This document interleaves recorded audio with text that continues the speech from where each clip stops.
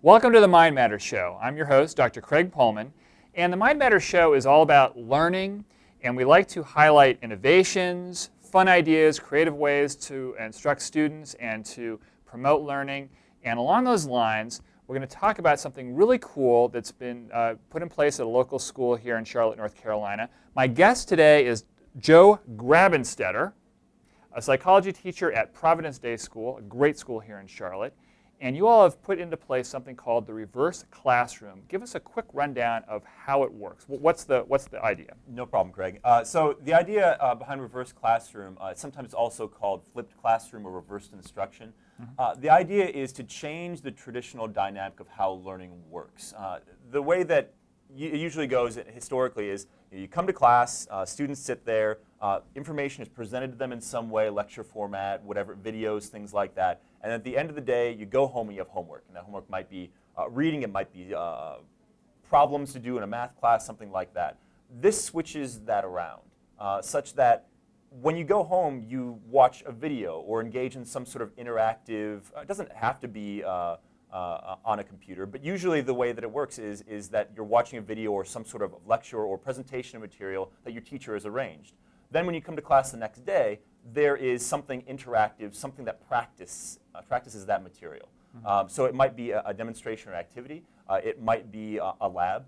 It might be something like that where the teacher is actually there to help you do the homework, as opposed to the child being at home and trying to struggle through something they don't really understand.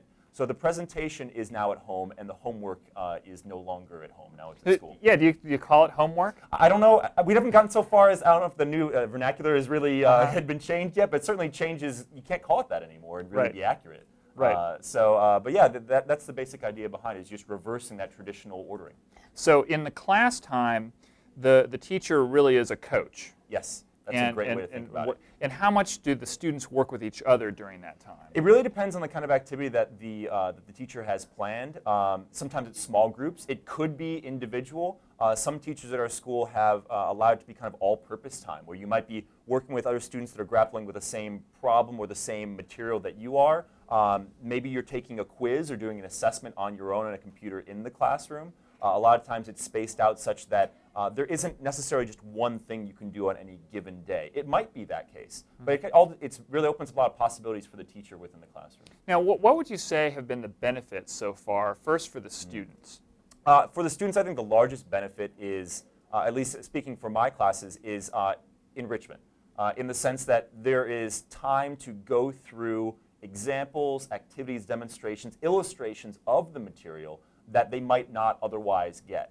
And it also allows me to kind of guide, and it allows me to kind of shepherd that process as we go to and make commentary on it and refer back to, do you remember in the lecture or the video from last night when we talked about this? This is what we were talking about. It helps to essentially make a lot more concrete a lot of the concepts and themes that we're trying to establish in the course. Right, and you're a psychology teacher. Indeed. So, very cool.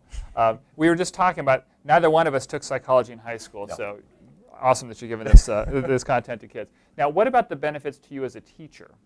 The biggest benefit for me, I think, is probably the fact that as a teacher of psychology and AP psychology, my time is constantly constrained.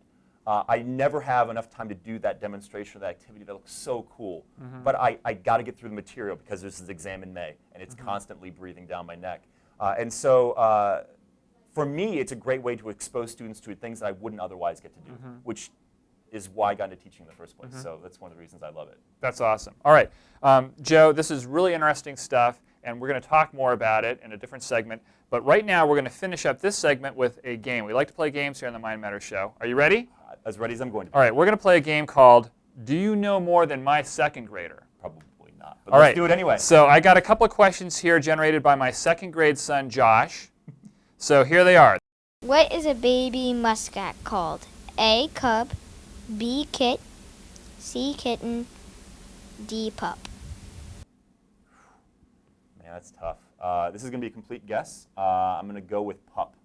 That would be wrong. The answer is B, kit. All right, we're going to try to redeem yourself here with the second question, second and final question. What is the capital of Australia? A, Perth, B, Sydney, C, Canberra, D. Melbourne. Ooh, this is a tough one. I've got narrowed it down to, I think it's going to be either Melbourne or Sydney, but I've not taken geography in, I don't know, a decade and a half. Second grade, perhaps? Yeah, maybe probably something around there, yeah. I'm going to go with Sydney. The answer would be Canberra. So you're 0 for 2. I couldn't even narrow it down to the right two. All the more reason to have you back for more Do You Know More Than My Second Grader. Joe, thanks a lot for being here. No problem. My pleasure. It was great. I'm Dr. Craig Pohlman for Mind Matters at Southeast Psych, where we are saving the world one learner at a time.